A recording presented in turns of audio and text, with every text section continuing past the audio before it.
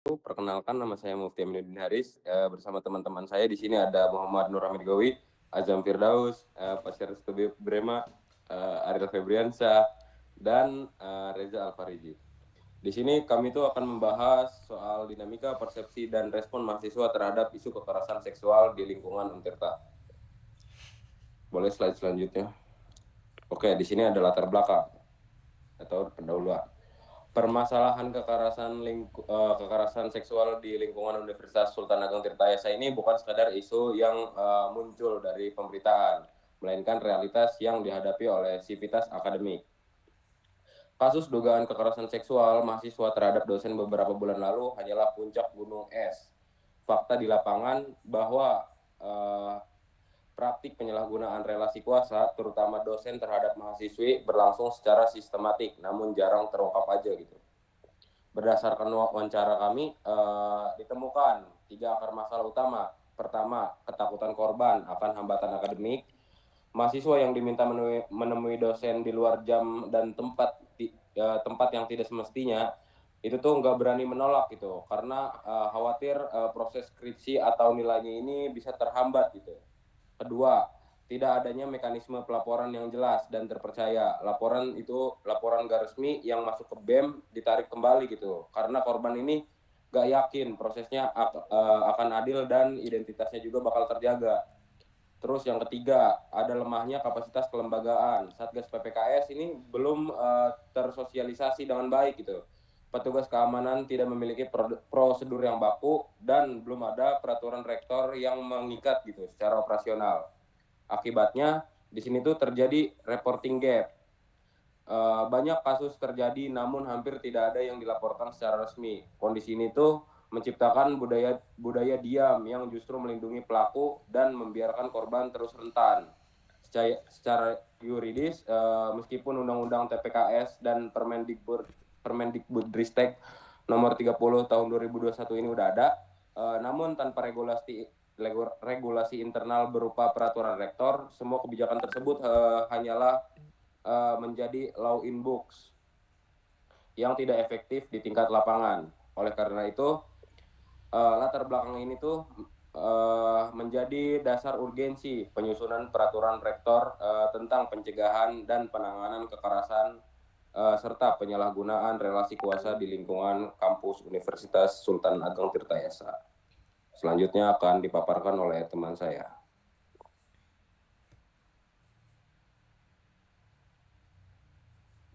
Oke, sekarang kita masuk ke dalam metode penelitian ya. Metode penelitian dalam penelitian ini tuh menggunakan pendekatan yuridis empiris atau socio-legal research. Pendekatan ini dipilih karena permasalahan kekerasan seksual dan penyalahgunaan relasi kuasa di lingkungan Untirta itu nggak cuma berdimensi normatif, tapi juga sangat ditentukan oleh realitas sosial, terus budaya kampus, persepsi mahasiswa, sama efektivitas kelembagaan. Dengan pendekatan yuridis empiris, kita itu sebagai peneliti nggak cuman mengkaji peraturan perundang-undangan, TPKS, Permendikbudristek, ataupun Statwa Untirta, tapi juga neliti gimana hukum tersebut dipahami, direspon dan dijalankan gitu oleh seluruh sivitas akademika dalam kesehariannya di kampus.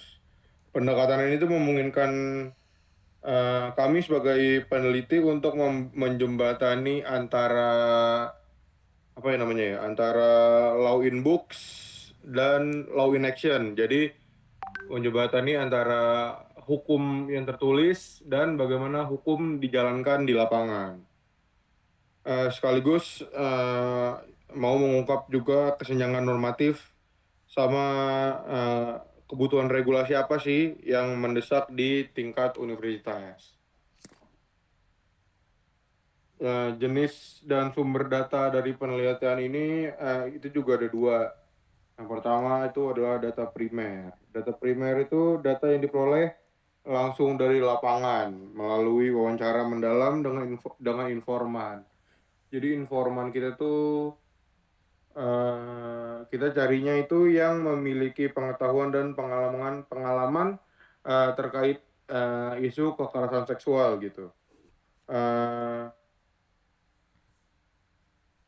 di lingkungan Untirta. Data primer ini tuh berfungsi untuk menangkap secara utuh tentang sikap, pengalaman, dan hambatan yang dihadapi oleh berbagai pihak di kampus.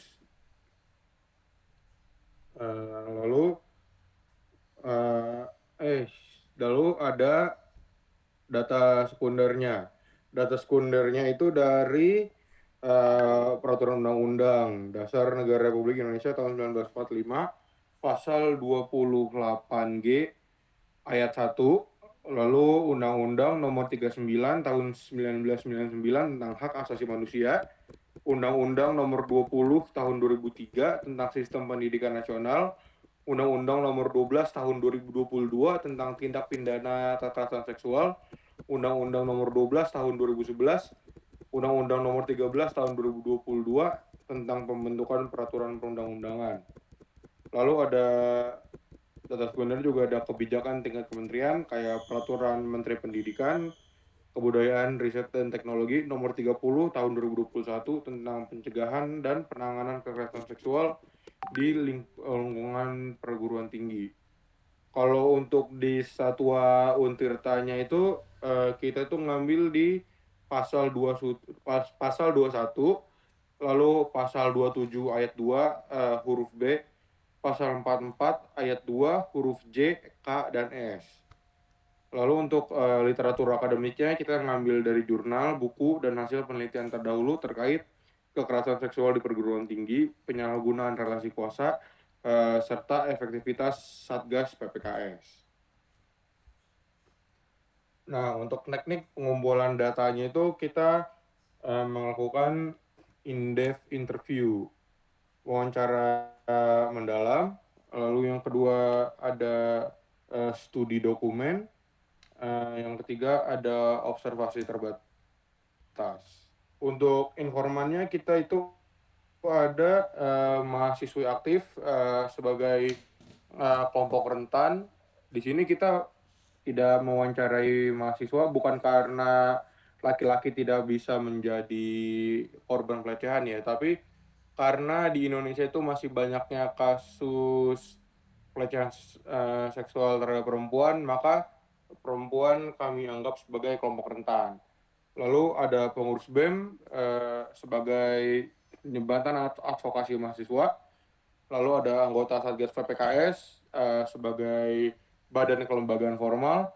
Dan yang terakhir itu adalah petugas keamanan kampus sebagai saksi dinamika sosial dan juga pihak pengaman pertama di lapangan. Untuk selanjutnya, saya serahkan kepada teman saya. Oke, baik. Yang selanjutnya itu mungkin langsung masuk ke bagian landasan filosofis. Nah, di bagian landasan filosofis itu menjelaskan bahwasanya kekerasan seksual di kampus itu tidak hanya melanggar hukum, tetapi juga bertentangan dengan nilai Pancasila dan Undang-Undang 1945. Nah, terutama soal kemanusiaan, keadilan, dan hak atas rasa aman. Nah, hal ini tuh menunjukkan bahwasanya lingkungan pendidikan itu belum sepenuhnya aman dan nilai-nilai tersebut tuh belum dijalankan dengan baik. Meskipun sudah ada aturan seperti Undang-Undang TPKS, karena itu tuh perlu penguatan nilai kemanusiaan, kesadaran hukum, dan perlindungan hak agar kampus tuh benar-benar menjadi tempat yang aman dan bermartabat. Nah, kalau misalkan kita kaitkan lebih dalam lagi ya dengan kayak pembukaan Undang-Undang 1945, khususnya itu alinea keempat yang dimana tuh kan negara memiliki tujuan untuk melindungi segenap bangsa Indonesia serta memajukan kesejahteraan umum dan mencerdasan kehidupan bangsanya gitu. Nah, dalam konteks ini itu pendidikan tidak hanya soal transfer ilmu saja gitu, tetapi juga menjamin rasa aman bagi setiap individu. Kekerasan seksual di kampus berarti adanya kegagalan dalam kewujudan lingkungan pendidikan yang aman dan layak. Bahkan dalam Undang-Undang 1945 pasal 28G ayat 1 setiap orang itu berhak atas rasa aman dan perlindungan dari ancaman kekerasan termasuk kekerasan seksual. Nah, dengan demikian kayak secara filosofis isu kekerasan seksual di perguruan tinggi itu merupakan bentuk pelanggaran yang terhadap nilai-nilai dasar Pancasila yang sangat fatal banget lah. Oleh karena itu penting untuk mengembalikan fungsi pendidikan sebagai ruang yang tidak hanya mencerdaskan tetapi juga memanusiakan manusianya. Oke, yang selanjutnya akan dijelaskan oleh teman saya, dipersilakan. Baik, selanjutnya adalah landasan sosiologis. Kita lihat dari perspektif sosiologisnya bahwa kekerasan seksual di perguruan tinggi merupakan masalah struktural yang dipicu oleh ketimpangan relasi kuasa. Nah, sehingga korban tuh sering memilih diam karena takut dampak akademik ataupun dari segi sosialnya. Nah, kasus tersebut kan masih tinggi, namun banyak yang tidak dilaporkan akibat stigma dan juga ketidakpercayaan pada kampus dan juga tekanan dari lingkungan sekitarnya. Nah, di sisi lain, kelembagaan kampus juga belum siap. Terlihat dari minimnya sosialisasi, tidak adanya jaminan kerahasiaan, dan juga belum jelasnya prosedur penanganan. Nah, kondisi ini menunjukkan bahwa aturan formal ini sebenarnya belum berjalan efektif, sehingga diperlukan regulasi internal yang lebih kuat agar mampu mencegah, melindungi korban, dan mendorong keberanian untuk melapor gitu. Nah, budaya silent ini sebenarnya sudah sangat melekat pada mahasiswa. Nah, yang seharusnya sudah ditangani oleh pihak Satgas PPKS ataupun dari pihak kampus itu sendiri. Mungkin di slide selanjutnya.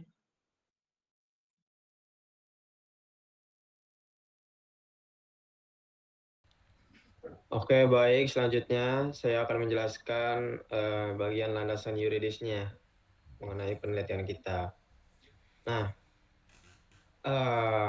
jika sebelumnya rekan saya telah memaparkan bagaimana realitas sosiologis dan juga filosofisnya yang terjadi di kampus kita, di mana korban memilih diam karena takut akan hambatan akademik, maka pertanyaannya adalah bagaimana hukum kita merespon akan hal ini. Nah, di sini kita masuk ke dalam landasan yuridis. Aspek yuridis ini menjadi jangkar formal yang akan melahirkan urgensi. Mengapa Universitas Sultan Ageng Tirtayasa itu membutuhkan sebuah instrumen hukum internal yang lebih spesifik.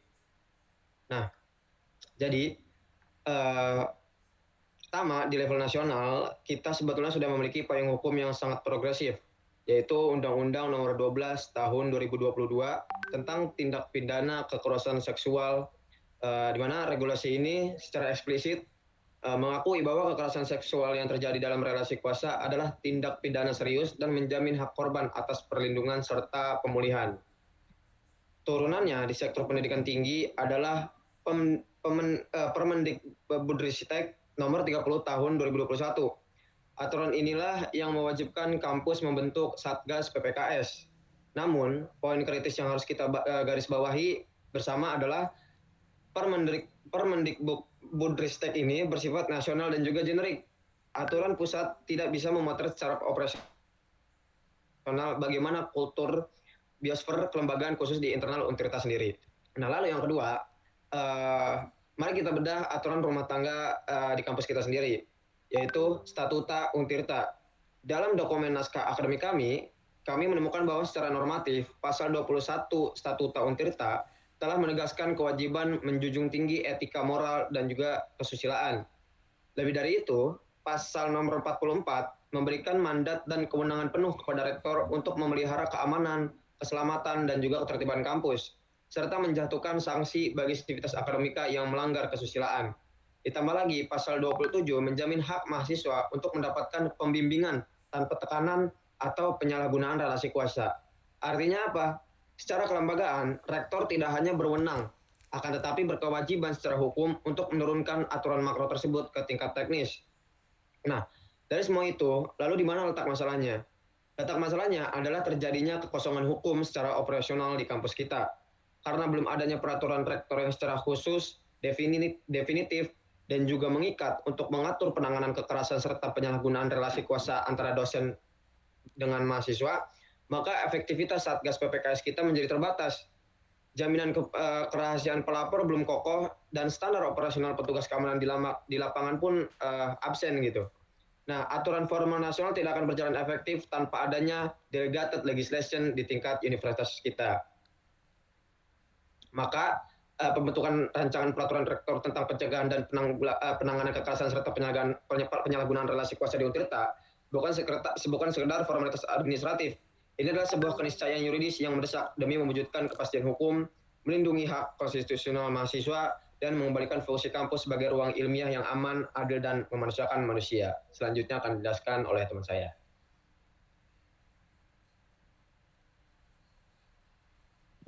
Oke ya, selanjutnya masuk ke landasan yuridis yang pada hasil temuan yang kelompok kami dapatkan.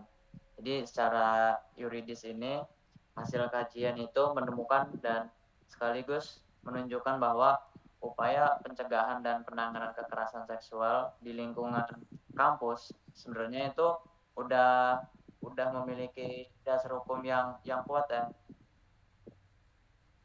Kita bisa melihat dari adanya Undang-Undang Nomor 12 tahun 2022 tentang tindak pidana kekerasan seksual, dan juga ada aturan dari Permendikbudristek pada nomor 30 tahun 2021 yang mengatur kewajiban kampus dalam bisa mencegah dan menangani kasus kekerasan.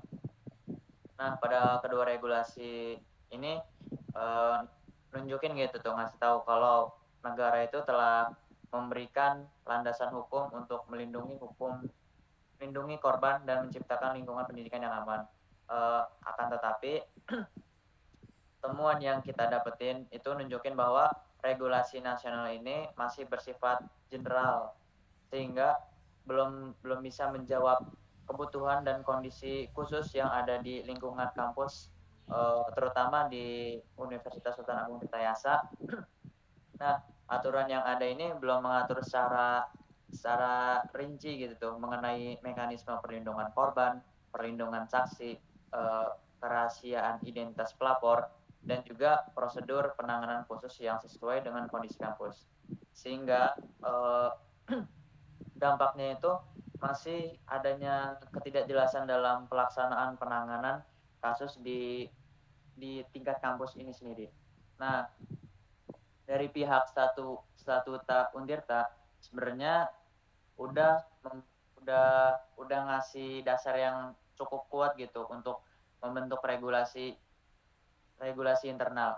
Nah, statuta Untirta ini menegaskan bahwa pentingnya etika akademik, menjamin hak mahasiswa untuk bisa mendapatkan pendidikan tanpa adanya tekanan, serta memberikan kewenangan kepada rektor untuk bisa menjaga kampus, untuk bisa menjaga keamanan di lingkungan kampus, dan juga menjatuhkan sanksi terhadap para pelanggar yang melakukan kekerasan seksual tersebut. Nah, di Untirta ini dengan demikian Untirta memiliki dasar hukum yang jelas untuk menyusun aturan yang lebih spesifik terkait pencegahan dan penanganan kekerasan seksual. Meskipun demikian, hingga saat ini belum terdapat peraturan yang dibuat oleh rektor secara khusus yang mengatur soal pencegahan dan penanganan kekerasan seksual serta penyalahgunaan relasi kuasa. Nah, pada kondisi ini menimbulkan sebuah kekosongan hukum yang bisa menyebabkan prosedur pelaporan, perlindungan korban, pendampingan hingga pemberian sanksi itu belum aturannya belum diperjelas gitu tuh, sehingga dampak yang dirasakan itu seperti ketidakadaan kepastian hukum dan perlindungan bagi korban yang belum dapat berjalan secara optimal. Nah, selain itu penelitian kelompok kami juga menemukan bahwa penyalahgunaan relasi kuasa dalam hubungan dosen dan mahasiswa itu belum diatur secara jelas gitu tuh, masih general. Padahal hubungan ini memiliki ketimpangan kewenangan yang dapat membuka kesempatan terjadinya penyalahgunaan posisi akademik. Ketiadaan aturan yang spesifik ini memberikan atau membuat penanganan kasus ini menjadi agak lebih susah karena adanya keterbatasan pelanggaran para pelanggar yang tidak dijelasin secara jelas itu. Nah, di sini dapat disimpulkan bahwa masalah utama ini bukan terletak pada ketidakadaan dasar hukum, melainkan pada belum adanya regulasi internal yang mampu menerjemahkan aturan nasional ke dalam mekanisme yang lebih operasional dan sesuai dengan kebutuhan peserta. Nah, oleh karena itu, pembentukan peraturan yang dibuat oleh rektor menjadi langkah yang penting dan mendesak untuk memberikan sebuah kepastian hukum, memperkuat perlindungan korban, serta menciptakan lingkungan kampus yang aman, adil, dan bebas dari kekerasan seksual, dan juga terhindar dari penyalahgunaan relasi kuasa. Oke, next. Selanjutnya akan dilanjutkan oleh teman saya. Baik, lanjut pada akhir penjelasan penelitian kelompok kami, yaitu kesimpulan. Nah, berdasarkan hasil kajian filosofis, sosiologis, ataupun dari perspektif yuridis. Nah, sebenarnya dapat disimpulkan bahwa kekerasan seksual dan penyalahgunaan relasi kuasa di lingkungan Universitas Sultan Ageng Tirtayasa ini merupakan permasalahan yang nyata, kompleks, dan memerlukan penanganan yang komprehensif. Nah, temuan penelitian ini menunjukkan bahwa masih terdapat ketimpangan relasi kuasa, khususnya dalam hubungan dosen dan mahasiswa. Nah, yang berpotensi menimbulkan tindakan kekerasan maupun perilaku tidak pantas yang sulit dilaporkan oleh korban karena adanya tadi rasa takut terhadap konsekuensi akademik. Nah, selain itu juga rendahnya tingkat pelaporan, budaya diam atau silence. Terus juga ada ketidakpercayaan terhadap mekanisme penanganan yang tersedia. Nah, serta masih kuatnya stigma dan juga victim blaming yang menjadi faktor yang memperparah lah kondisi tersebut. Mungkin sekian dari kelompok kami. Wassalamualaikum warahmatullahi wabarakatuh.